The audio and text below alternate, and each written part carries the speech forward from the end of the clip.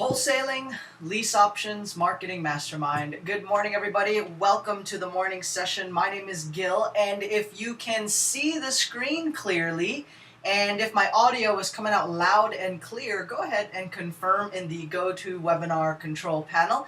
Thank you for the heads up, Mr. Steve Clutch, on the audio. What I do now, after you notified me last time, I just cut the music right before the recording starts.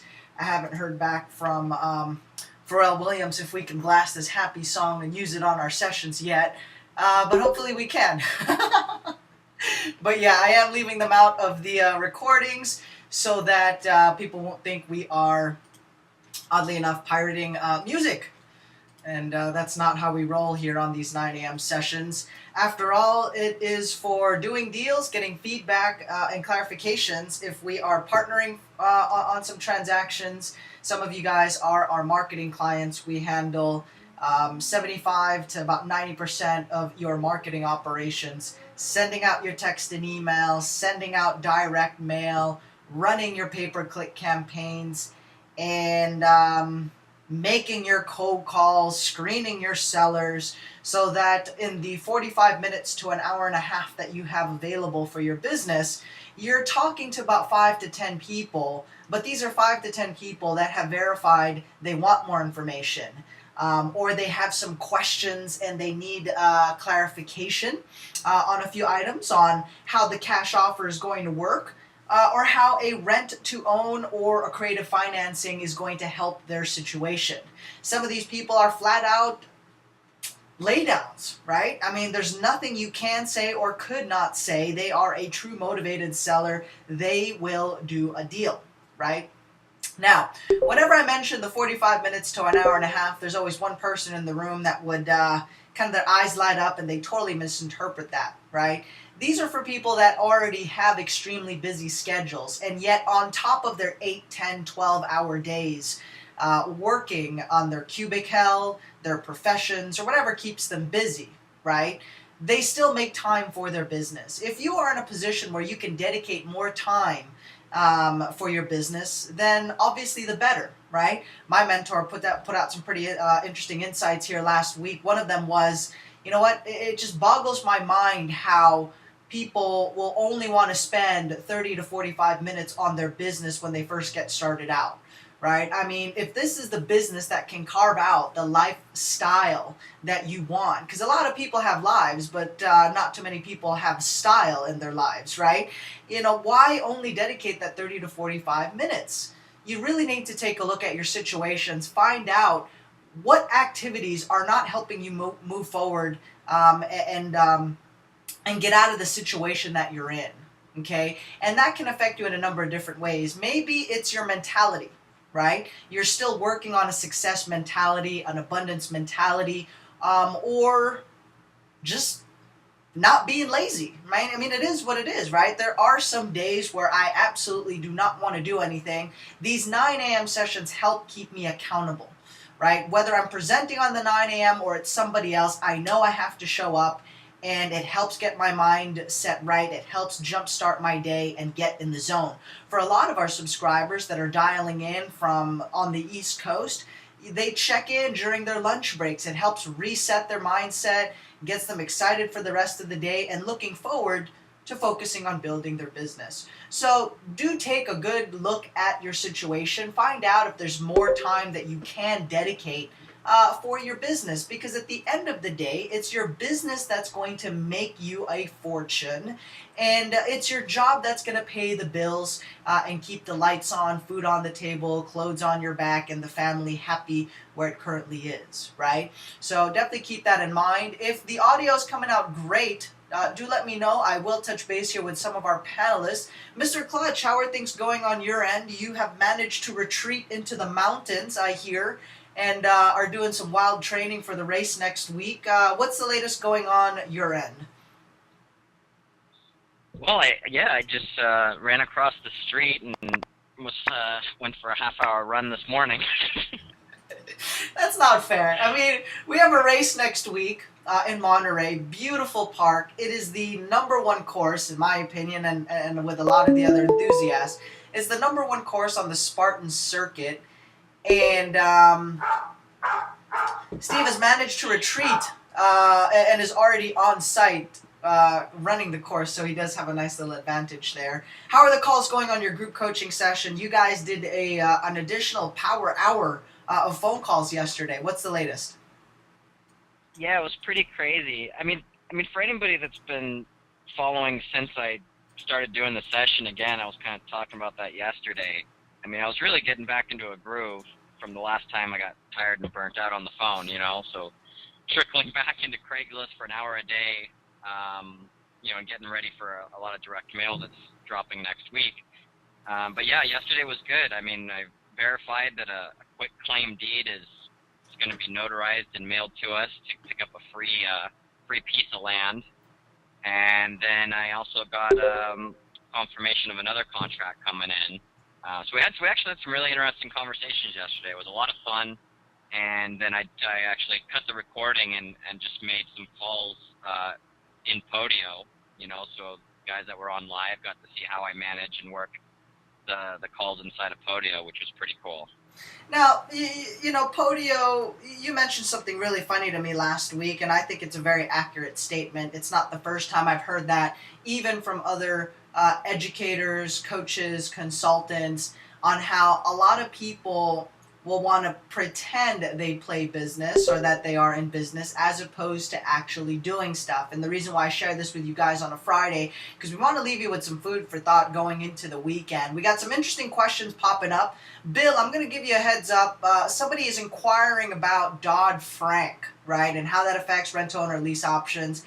And I don't want to get into I don't want to go into super detail of it, because looking at the roster of people that we have on the session, most of you guys are just starting out or are maximum have done a handful of deals, but you're not necessarily rocking and rolling and closing consistently month after month.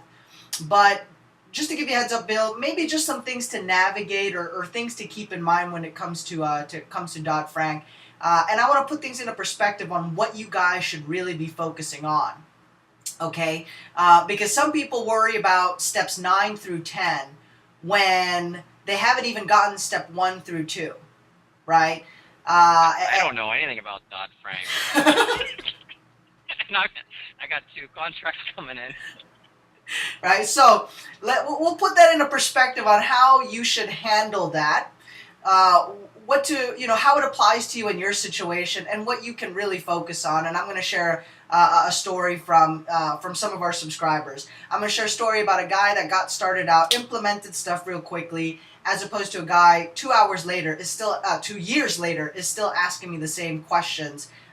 Whether or not he's done a deal, I'll address that later on. So you guys are back on the phones, you're talking to people, and when it comes to Podio, lots of hype about Podio, right? Sean Terry is promoting it. He runs a $2.1 million wholesaling operation from his iPhone. Cody Sperber's promoting it. Ken Clothier's talking about it. And so a lot of stuff going on with Podio, right? Is it really complicated, and what do you guys use it for? And people see how you manage your leads in Podio, but what can you tell people so that they don't get caught up in the hype, or at least they don't jump on the bandwagon, buy something, and at the end they're like, what did I buy again? It's so relevant. I even touched on that yesterday with the people that were live on the session with me, and one of my marketing partners, who sent some direct mail and brought in the marketing for those 2 deals that I'm bringing in under contract, was asking me yesterday if he should buy a Podio template for $500, which came with a dated course, and I'm like, no. I was like, it's a free software. If Podio doesn't think you should charge, they're not charging, for it for the basic use. I mean, there's no way you should be paying $500 for a template. If you guys want, you can go onto my site, the livetalkingtosellers.com, and I got a little video on how to put together one. If you're part of the group coaching, I'll help you build one. It's very simple, and it really, when it comes down to it, your CRM and the way that you manage your leads is customized for your business. We can show you the cookie cutter one that we use, and it's very simple. I mean, the main thing that I use it for is the follow-ups because of the tasks, and that's the beauty of it. But don't pay for a Podio template. I'll help you. Right. So Nothing.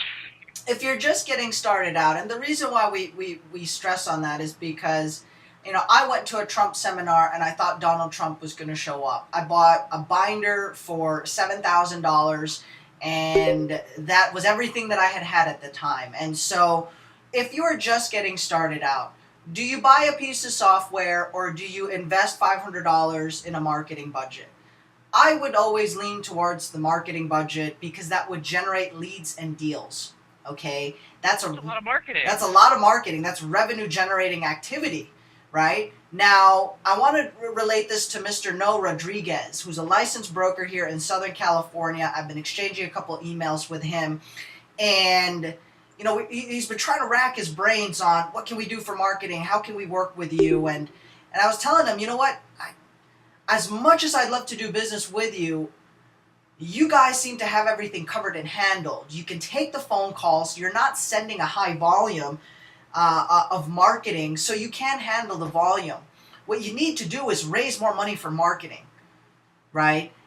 Because that's, in your area, it's very competitive. You need to raise more dollars for marketing. Now, for $500, if direct mail is not effective in your territory, or you need to send thousands to get the phone to ring, I would consider a one-time pay-per-click campaign. Facebook, Google, MSN, Yahoo, pay-per-click, right?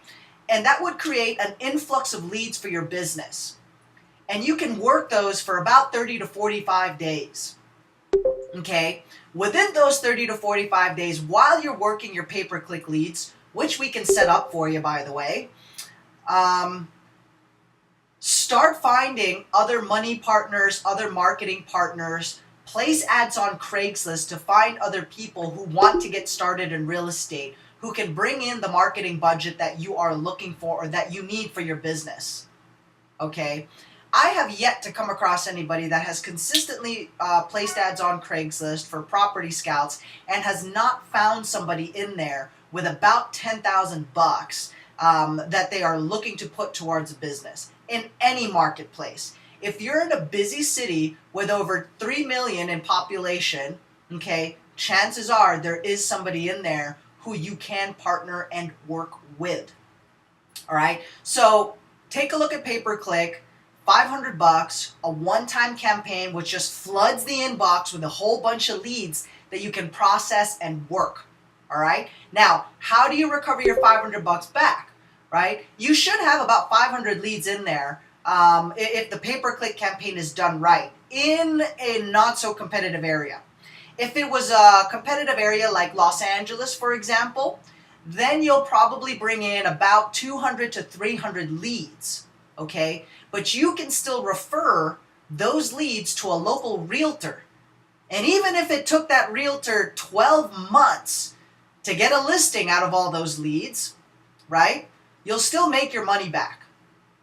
And then if you really wanted to buy that $500 template, right, or course or software or magic push button, I will email and bomb every Facebook for sale by owner ad tool that you saw, you can go back and buy it at that point, right?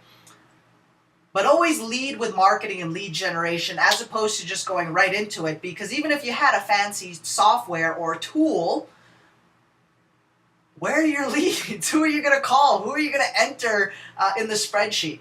I'm having conversations with one of the biggest creative financing guys based in the Midwest. I don't want to mention their markets yet because we're still trying to finalize some strategies for him, and he's doing some stuff which is very unique in his territory. For example, they have the ability to find 20 vacant properties in their area a day, walking neighborhoods.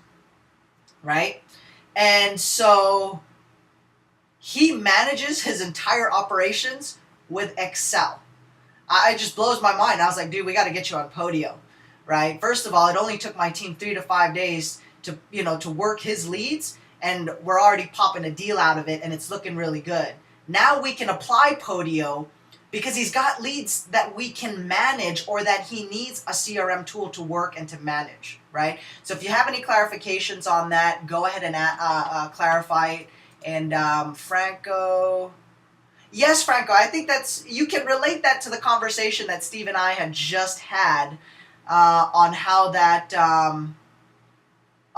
relates to your situation, my friend. And if you're just getting started out, ask yourself, it's like, do you buy a Ferrari if you don't know how to drive? What do you put your money first, right? Do you practice driving or do you buy the car? You know what I mean? Do you put money towards lessons and get your certifications and your permit, or do you buy the car right away? Like, what do you lead with first, right? Go with the practical and smarter decision there for your business. Mr. Bill Rafter, I'll go ahead and unmute you. Go ahead and do a mic test. How are things going on your end? Hey, Gil, things are fine. Things are fine. Awesome.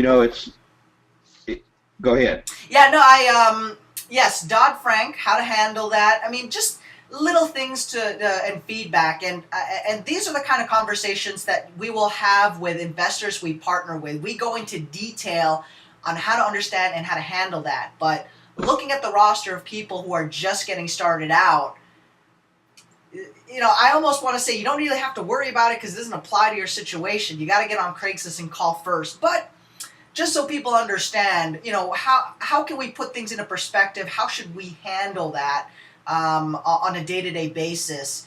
Does it really affect our situation as investors? If we haven't even gotten anything under contract yet, what's your take on that?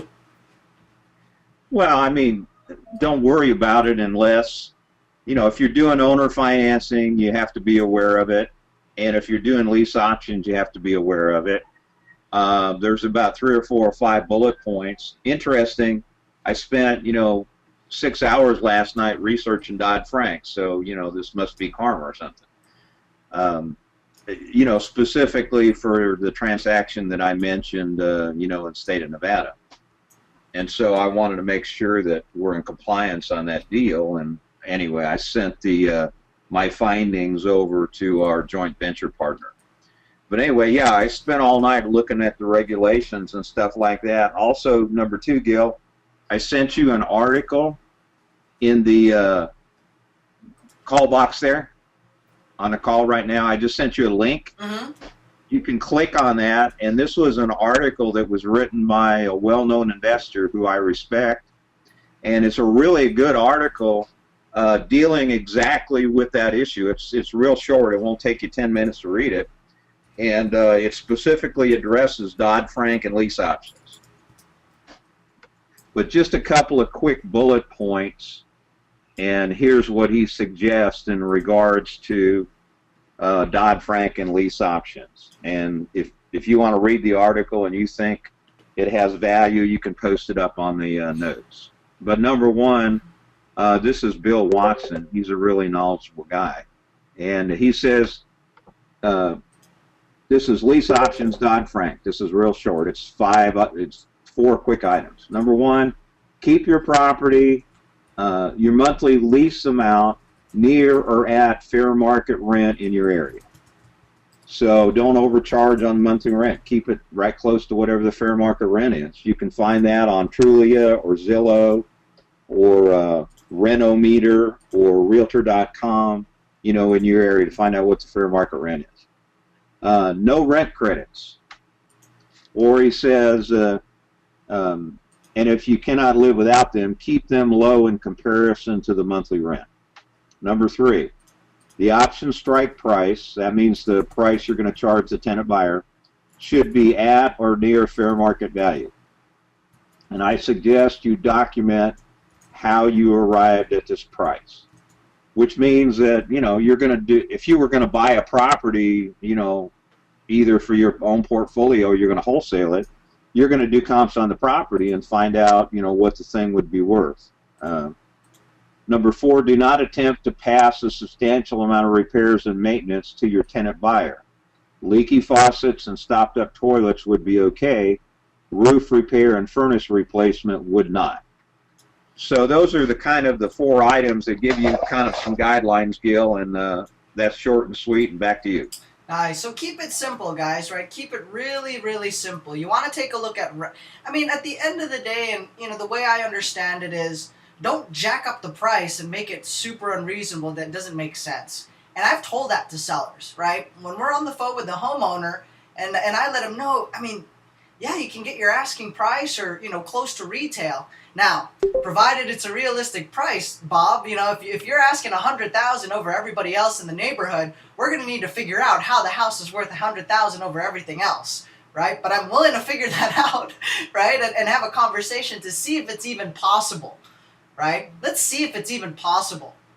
Okay, would you are you open tomorrow afternoon so we can go check out the property, walk through it, and I can do a little bit of research and see what we have to present for you? Okay, would you be willing to sign a marketing agreement today? That way I know you are genuinely interested in this type of option. Or maybe you don't even have to fill it out today. At the very least, how about I send you the marketing agreement? You can take a look at it and review it, and I can call you back in 2 days, right? But Bob, I do have to let you know, we've got tenant buyers who are interested in moving in that area. Now, let's stop for a second.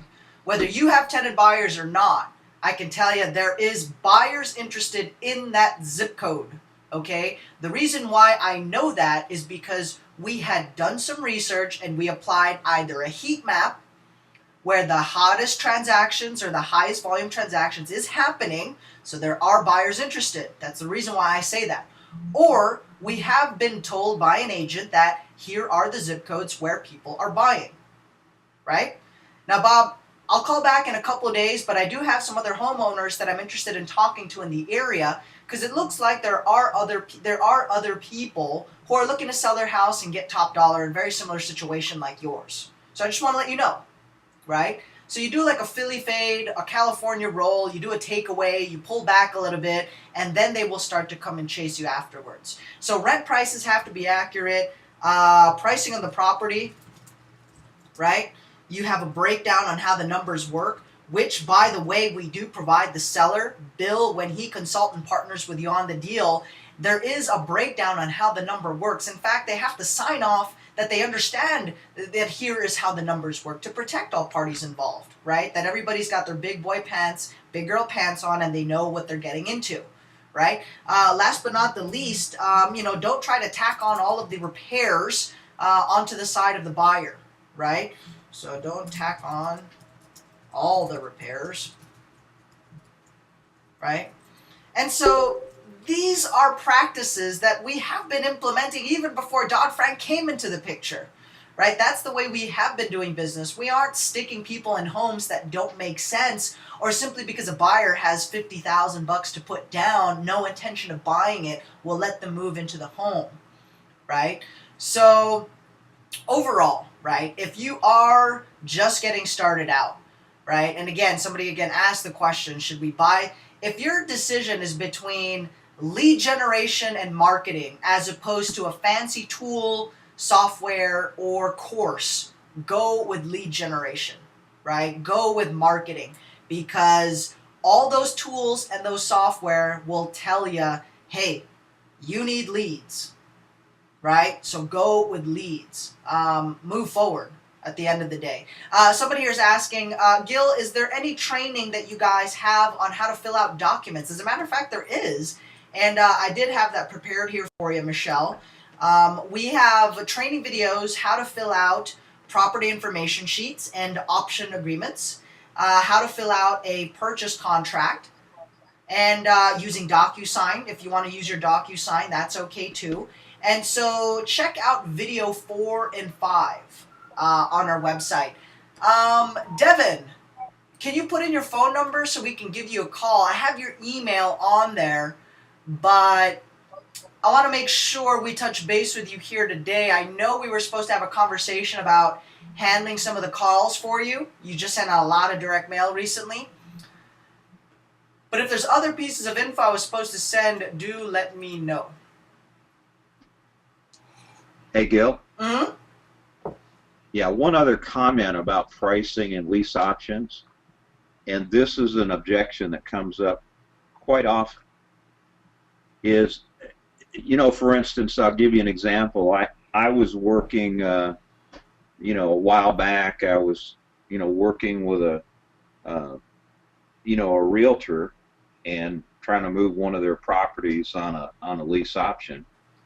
And they also had the property listed on the MLS and Craigslist. And essentially they had it listed at a cash price. And to make the numbers make sense, we'll just use the old 100,000. So let's say they had the property listed for 100,000, and then we had it listed at a lease option maybe at 105 or 106. And so, an astute buyer looks at that and said, well, hey, I found the same property on the MLS or in Craigslist for 100,000. And I said, well, there's two prices on every property, was my answer to the tenant buyer. I said, there's a cash price and there's a terms price. I said, are you in a position to get a brand new loan today and close the loan in the next 30 to 45 days, or are you in a position to pay all cash for the property? And the tenant buyer said no, because I can't get a loan right now because of my credit. And I said, well, there's a cash price on any property, and there's a terms price. I said, you're going to ask the seller to essentially finance you in the form of a rent-to-own. In other words, you're going to rent the property now and buy the property later, and you're going to ask them to wait for their money for up to 3 years. And so for them to be able to wait for their money for 3 years and take the risk that it's going to take, to do a lease option and hope that you're actually going to buy the property, that's a risk for them. And so they're going to charge you a premium for waiting for their money for the next 3 years. And so they feel like that they have the right to charge a little bit higher price in order to be able to do that. Does that make sense? And the tenant buyer always says, yeah, that makes all kinds of sense. And that solves the objection. Now, the other thing you can do, Gil, in every market, including in California, if you check with an appraiser, they'll tell you that there's a terms price and there's a cash price. For instance, when they're looking at comps in an area, if they see that an owner financed the property with 10% down and they financed the balance of the purchase price, let's say at 4% for 30 years, well, they were able to get a higher price for that property because of the terms that they offered. And so an appraiser will tell you that you can command a higher price and they will certify that as legitimate if a seller offers terms on their property and makes it easier for the buyer to buy. Because that means the buyer doesn't have to go down to a local bank or lender, fill out all the paperwork, jump through all the hoops, pay an origination fee, and go through all the trauma that it takes to get new financing in today's market. If the owner is willing to finance it and they don't have to jump through all those hoops, there's a value and time and effort to do that. And so the owner generally will command a higher price for doing that. So keep that into consideration. Talk to an appraiser in your area and ask the appraiser, if somebody offers terms on their property to facilitate the sale and make it easier for the buyer to buy, is there a value on the appraisals for that? And most of your appraisers are going to tell you yes. Back to you, Gil. Nice. I'm glad you added that one on there. Bill, how do I summarize that question so I can put it in the notes? What was the inquiry on that one? What on the? Oh yeah, it was. There's a terms. There's a cash and a terms price. So that would be the headline. Cash and terms price for every property.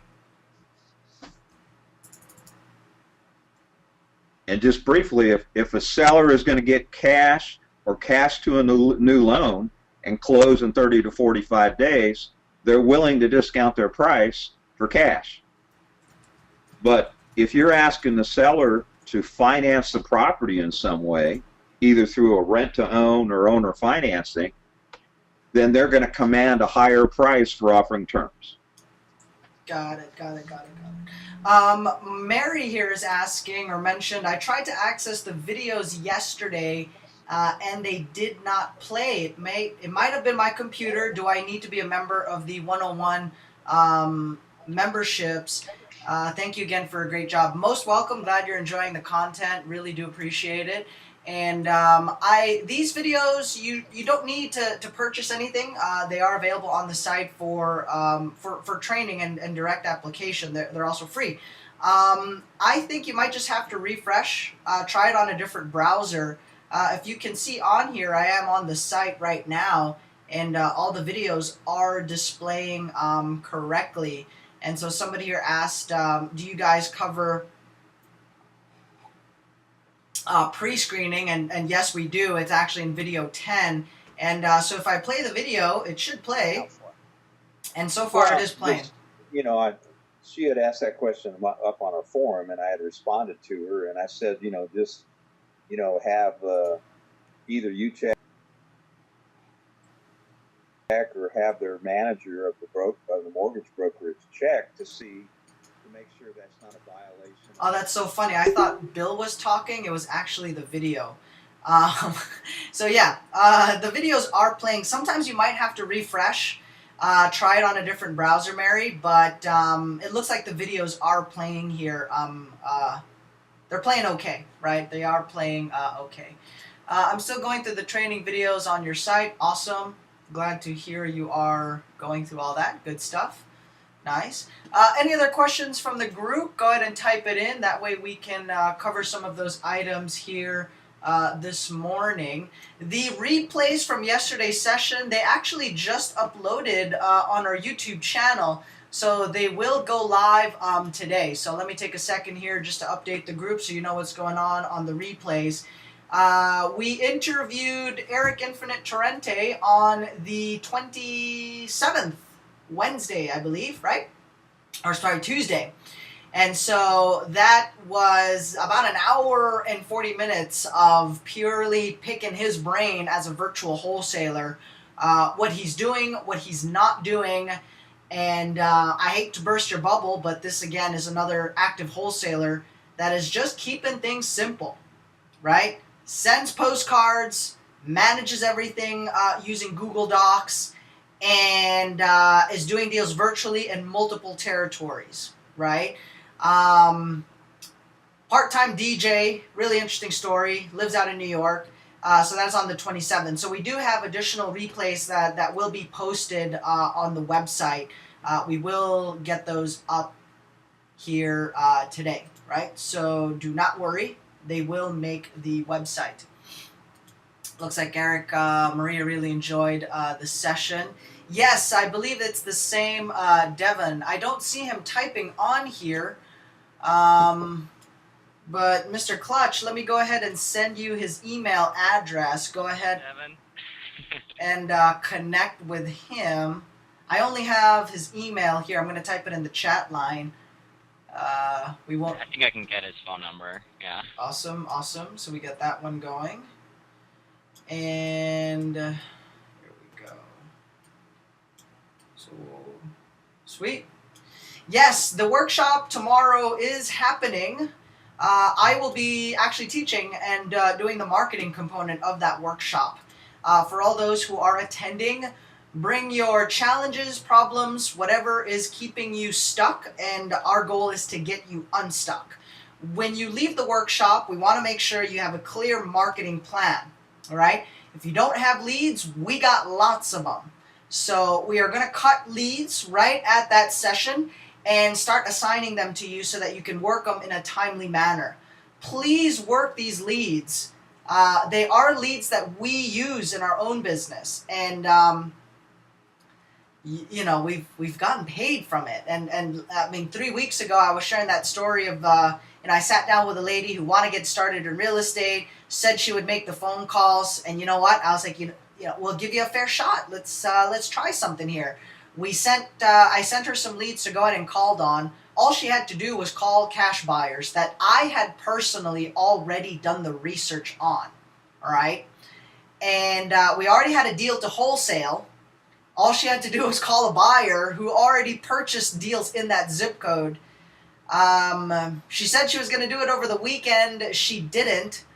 And we assigned it to somebody else first thing on Tuesday, right? We gave her the whole weekend. Sure enough, Somebody else moved the deal, got paid $1,000 for it, and she gets back to me on Wednesday saying, hey, I'm ready now. And I was like, well, the deal flew off the shelf. I told you we had a deal. I told you these buyers were ready to go. You told me you were going to call them this weekend. The deal's gone, and somebody else has gotten paid for it and got full credit. So better luck next time, right?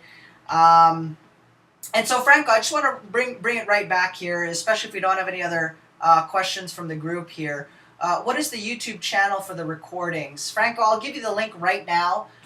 Some people find it easier to watch the replays on our website, but if you go ahead and subscribe to the YouTube channel, it's an absolute requirement that you leave a comment on every YouTube video. It definitely helps us out, right? We want our content out there. If it's good stuff and you like it, hit the like button, hit the share button, leave us some comments, some feedback, subscribe to the channel, and I'll type that here for everybody so that you guys can all check that out. We need to make you some channel art. Yeah, I know, it's, we need to do a whole bunch of stuff with the channel, but, I mean, like you guys, right? I mean, I face these challenges even for myself. It's like, I know my bread and butter is doing deals, so we really have to focus on doing the deals part. Doing these webinars, these trainings, that's because we love what we do. We want to expand and do more business with other people.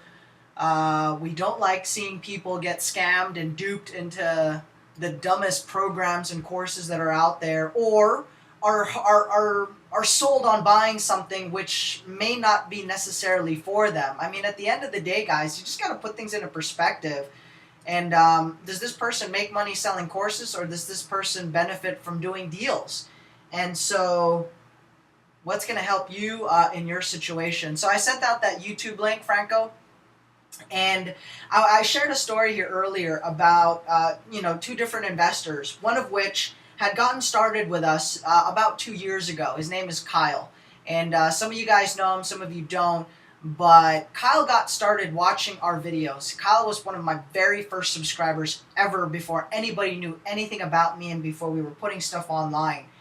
And he would simply watch the videos, apply it, text me, email me when he had some questions. He would coordinate with us on these 9 a.m. sessions. Fast forward a few years later, he has done multiple deals. In fact, he's done deals with Devin, who's on this 9 a.m. session, in the same marketplace. Devin's done over 50 deals. No website. Okay?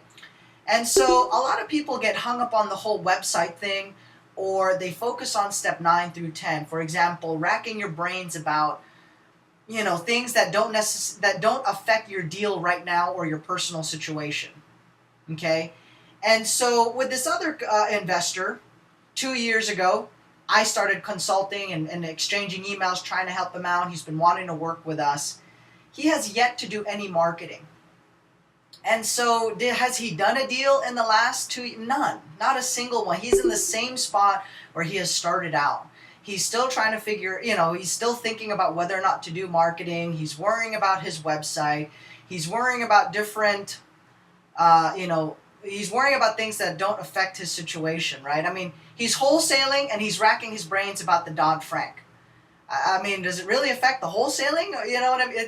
I don't know. I don't think so, but I just don't want you guys to fall in that particular situation or scenario, right, where if it doesn't, marketing or a course, purchase your marketing if you already have a course. If you need a course, we have one for free on learntoinvestforfree.com. It's the entire wholesaling operation from A to Z, what to do, how to fill out the docs. Check it out, right? We are reopening our bird dog training program. We're applying that here in LA County. So for all of you in Southern California, you will have a component in a live training workshop to train your bird dogs and give you an incentive to find these people and work with them and do business with them. We want them working with you so that you can wholesale deals to us that we can start working on and rehabbing, since we are in mega rehabbing mode right now, right? So if you have any clarifications to that, go ahead and type it in. Bill, any last thoughts or feedback before we jump into the weekend? No, I think we, pretty well covered everything. I sent you that article via email as well, Gil, and in regards to lease options and Dodd-Frank. You might want to put that in a file and keep it away, because keep it for future reference, because it's really a good article. Nice. I did save the link, and so you guys will get access to that in the notes section. In the notes section. Yes, you did hear me correctly. That will be a monthly training workshop so that we can provide the track record, provide the expertise, provide the branding if you are just getting started out. For example, Maria is just getting back into real estate, right? And so her concern is, hey, you know what? I have people who's interested in getting started in real estate. I don't necessarily, I had the track record back then, but I'm somewhat just getting started right now, and so I'm not comfortable, I'm not comfortable pretending like I'm a mega wholesaler or a mega real estate investor, because that's not accurate, and we don't want you guys to fake it like that or to mislead people, right? But you can look for accountability partners. You can place ads for property scouts and bird dogs. Anybody who's interested in working with you, we will have a monthly workshop that they can attend to get trained. We will train these people for you so you can do more deals at the end of the day.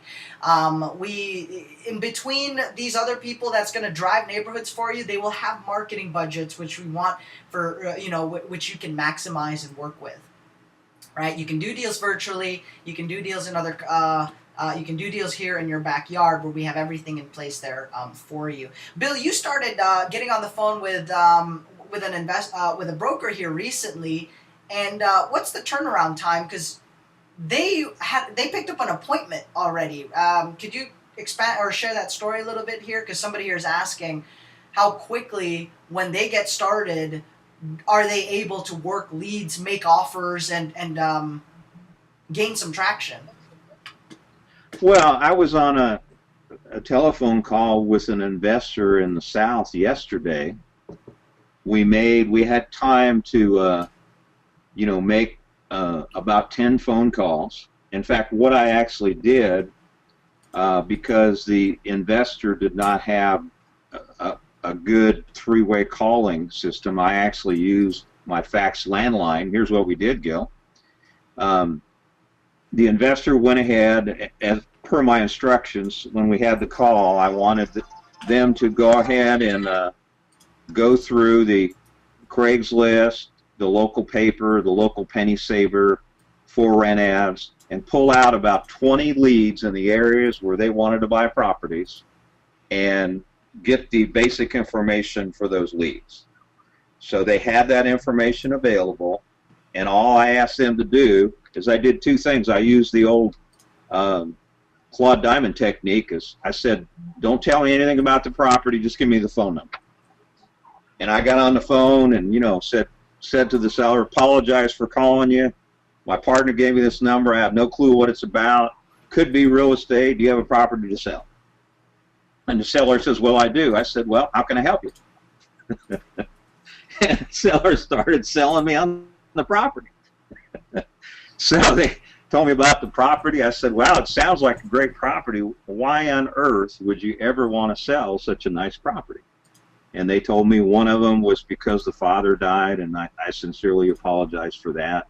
I'm sad, that's happened, and, it needed a lot of work, so we're going to look at that. Another guy had actually leased the property himself from a friend, bought another house, and now the property's vacant, and he's trying to help his buddy lease the property, and he's willing to do a lease option because the buddy lives out of state, and this is a pretty high-end property. It's about $400,000. So we made 10 calls and got 3 excellent leads. So we're going to make offers on the distressed property. We're going to make a lease option offer on the big property, about $400,000, and there's another one in between that we have to decide what we're going to do. So Gil, we literally did virtual wholesaling lease option deal and a local lease option deal and wholesaling deal, because the 2 of the properties were within 15-minute driving distance to the investor. So I suggested to the investor that they go look at that property right away. I said, when we hang up, jump in the car and go look at those things. Tell me what you see, and we'll put transactions together based on those deals. probably traditional wholesaling. And then the out-of-area deals, we'll simply send a letter of intent via email with the, the good, how the numbers work type of follow-up email, and plus the attachment with a letter of intent, and see if we can get the seller interested in doing the deal with us, because the $400,000 property is about an hour away. So I didn't want the investor driving out there and back for a deal that she's not going to do. So anyway, that's kind of what we did, and that's what we do. So just to summarize, I got on the phone call live with the investor, called leads that she had found on Craigslist, etc. We actually communicated live with the investors and went through all the, property, why you're selling and all that kind of stuff. And then we're going to take that information and we're going to construct offers, make those offers, and see if we can tie up those deals and then find buyers for those and collect a check. So that's what we're doing. Back to you. Nice. And I mean, yeah, he's a busy guy. And so, I mean, don't expect to stay on the phone with Bill for like 3-4 hours just talking about life. I mean, if you aren't ready to take some action, make some phone calls or make offers, don't get in touch with Bill, right? Like, don't do it. If you want to start making offers, going on appointments, and moving your business forward, he will give you some stuff to do. And Steve even cautions you guys, even for people that I consult for, the last thing you want to tell me is that you have all this free time on your hands, because I will quickly assign leads to you, and you go from having all this free time to calling, making offers throughout the day, right? Mr. Rodriguez, I see you on the session. Thank you for joining us. I'm not sure if you were here earlier, but I sent an email out responding to some of your inquiries on marketing and what I would recommend. And I'll just break it down here, take a minute to address that. I would do a pay-per-click campaign for about $500 to $1,000. Get an influx of leads, okay? Because you are in a very, very competitive marketplace. And so with that size of a direct mail budget, I don't think it's big enough or as effective in terms of getting the phone to ring on a regular basis, right? So I would do pay-per-click, flood the business with about 300 to maybe 1,000 leads, depending on the size of the PPC budget, and then start sourcing and finding marketing partners, right? So that's my take on it. Jeff C., if we have Dolmar Cross system already, will it be integrated into your overall system at the silver level? I am a tech newbie, but I do have the cross system finally ready to go. Unclear how this will integrate. Yes, we integrate seamlessly with other systems out there, other courses, because we do the marketing, we do, and that's what they all have in common, right? That's why all the gurus love me, at least the legitimate ones, is because we do marketing. We get the phone to ring, you're making offers, it makes them look good, right? And so their students do deals, and so it minimizes the refunds or people claiming that whatever they're teaching is not effective. All right, we eliminate the excuse that, oh, this stuff doesn't work. But when you take a look at their situation, did they do any marketing? No, very minimal, right? So you will place ads on Craigslist. You will drive them to that system where they will sign up on your squeeze page or on the website, okay? And after they sign up on your website, you'll just send them an email saying, hey, sign up for these webinar training sessions or attend the monthly workshop, and then we will train them for you, all right? And they'll do business with you, send you leads, do deals, all that good stuff. Miss Eastlake says, Gil, awesome info for both new and experienced investors. How can we reach you? Phone, email, etc. What are good times to reach you? There's a number of different ways. The easiest is if you go to callgilnow.com, or if you give the office a call, and they will figure out how to best move your situation or inquiry forward. Is the seminar on May 31st full? I don't think so. In fact, we really didn't want to. We want a good-sized group there to launch you guys, because we have a good amount of leads to segment for everybody here in Southern California and in other territories as well. So if you're looking to bring your nephew, your niece, an accountability partner, friend, or family, just let us know so that we make sure that there is a seat for them. You'll want to call Steve so that he can reserve a seat for you. Right? What else? What else? So yeah, what do we cover today? Dodd-Frank, should I even care? Just points for you to consider, keep in mind. There's an article here that discusses it in detail, and I will share the link with you guys. We address the question, do I buy tools, course, or marketing? We go into that, and I share my personal insights or feedback on how to take a look at that or address that scenario. Somebody here had some trouble watching the videos on our website. I explained that. Cash and terms pricing, because you're going to lock up deals and maybe the pricing is going to be different, right? The homeowner has a different price, you have a different price, the agent has it on the MLS at a different price. How to address some of those questions or objections when you get hammered by your buyers, or just a, hey, clarification. Why does the owner have it advertised for cheaper or for more, right? Mr. Rudolph here has some feedback. Your filter for the yellow letter is working great. I'm getting about 4 responses a week so far. I've already made a few offers this week. Glad to know it is working. I know you are in a Southern California market. 4 responses a week. That's most in what other investors are seeing. And now you're not even sending a high volume of yellow letters. We just found a way to tweak your campaign, which is awesome. Some of you guys have Dome or Cross's system. Yes, we can integrate with that.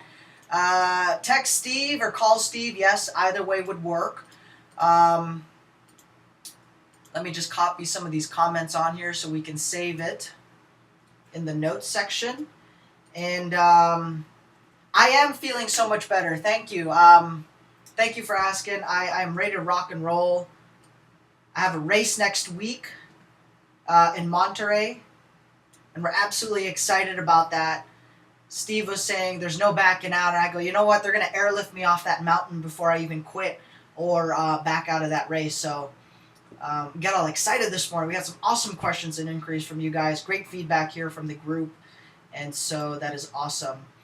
Gil, you talked about, yes, we will. We're still working on the affiliate programs for our courses, but the idea is this, right? Some of you guys need a marketing budget, so you need other people who will come to the table and give money to you. Property Scout Network, problem solved.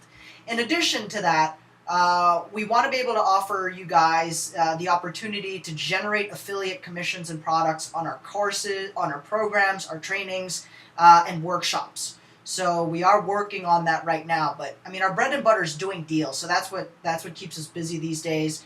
I'm just about to launch about 5,000 units for one of Steve's markets, so he will be extremely busy. If you guys need leads, Steve is a one-man operation. He will need some help, so that gives you the opportunity to do deals virtually on leads that we are marketing, right? I mean, I don't know. If I had the opportunity to, I know what my leads are like, and if, right? I mean, I just shared that story. Somebody could have made $1,000 in like 24 hours, and yet they did not do it. The irony. Gil, one more comment. All right, Bill. We'll keep. I'll get you unmuted here, and I'll wrap up the session here. Share a nice little story with you guys. Yeah, Gil. Here's what I want to say about working with the students real quick. Is we're all this way. If just like you were saying earlier, if you have something scheduled like the call at 9 a.m. Pacific, then you prepare for that call and that conference call, and you set up your schedule accordingly, because it's on your schedule. You got to do it, and you look forward to it. It's the same thing when I'm working with the students. Is life gets in the way. The kids got to go to soccer and all the other things that get involved, but if they make an investment in themselves, and then we schedule a time like 2 o'clock Eastern, we're going to get together on the phone, and I require them to go into Craigslist and pull out 20 leads of properties that they actually want to buy. They know that at 2 o'clock I'm going to be expecting them to have those leads, because we're going to make those calls, and my job is to make the calls and do the best we can to go ahead and convert those leads into deals. And so, but their job is to make sure that the leads are available and they're available for that call. And so what that does is it kind of directs people's energies to do what they're supposed to do in the timeline that we've set, and then we make arrangements to do follow-up on those calls. And so what I find is by doing that and having a structure for the students, and they're obligated to do what they're supposed to do, and I'm obligated to do what I'm supposed to do, we get business done. Because it's structured, they got to do it, I got to do it, and then we follow up and make it happen. Whereas if you don't have a structure like that, and you just say, well, yeah, I'll make the calls, by Friday, and it never seems to get done, so the leads die and you never do any business. And then people say this doesn't work. So what we found is by scheduling a couple of days a week with the students, where they're obligated to be on the calls as I am, and we make those phone calls, they're doing business with leads that they probably normally would not do business with, albeit the structure that we've created. So that's one of the benefits of working with us. It forces you to do the business that you're supposed to do in the timelines that we set, and as a result, people are prospering. Back to you. Nice. I'm glad you added that. And any more questions?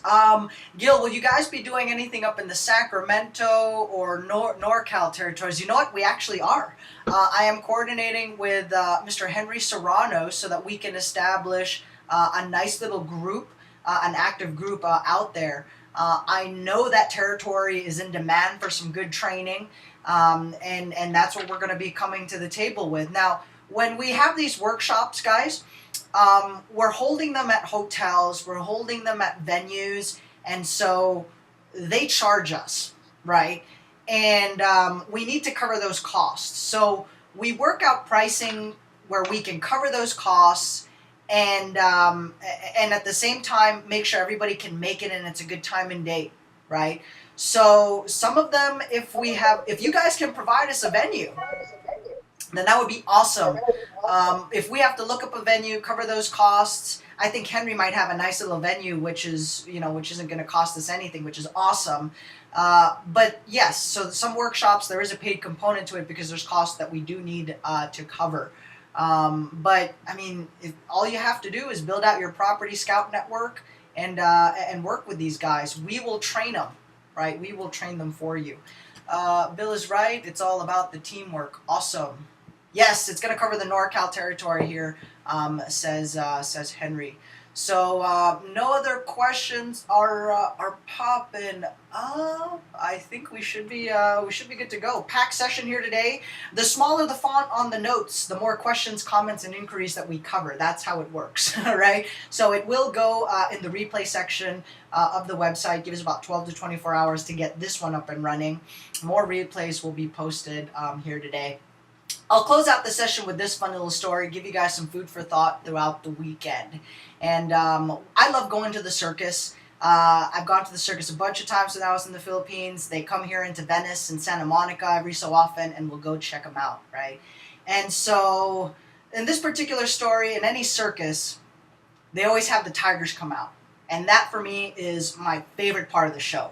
Right? When the tigers come out, you got the guy in the whip cracking the whip the whole time, and they're doing all sorts of cool stuff. And during this particular show, right, so they do the normal tricks. The tigers jump up on the stage, they go down, they play with the ball, they do a whole bunch of tricks. And it's a standard routine. It's a 30-minute tiger show, and they do all the tricks that they're supposed to. Except in this particular show, something happens. Something real bad happens, right? The lights go out. Complete darkness, right? Nobody can see anything. You can just hear the tiger's breath breathing, right? Except you do hear one other thing. There's a loud whiplash, like whack, right? The whip cracks, and then there's silence again. The whip cracks like 3 or 5 more times. And after a few minutes, the lights go back on. And to everybody's amazement, the tiger tamer is still in the center, and he's still alive. They didn't eat him, which is pretty awesome, right? And so everybody's all happy. The crowd goes wild. Everybody's applauding. And at the end, right? We just have to ask the guy, like, what the heck did he do? How is that even possible, right? How did he not get eaten? That was on everybody's mind.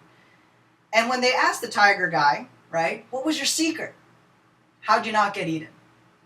And then the guy kind of looks at everybody and just goes, you know what? I just did the same thing that I do when the lights are on and when the lights went out. I did the same thing when the lights were on, and I did the same thing whether or not the lights were off.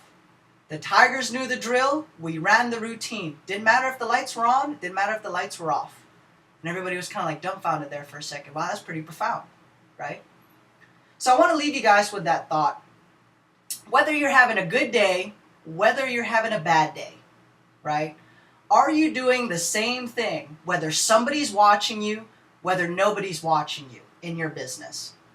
Are you minding your business? Are you focusing on what you need to do most, and are you getting it done? Because sometimes as entrepreneurs, right, when nobody's watching, we think we can take the time off, we can get lazy, we can not do anything, and you can show up at the next session pretending like the business is going absolutely well. Are you doing the same thing when the lights are on and when the lights are off?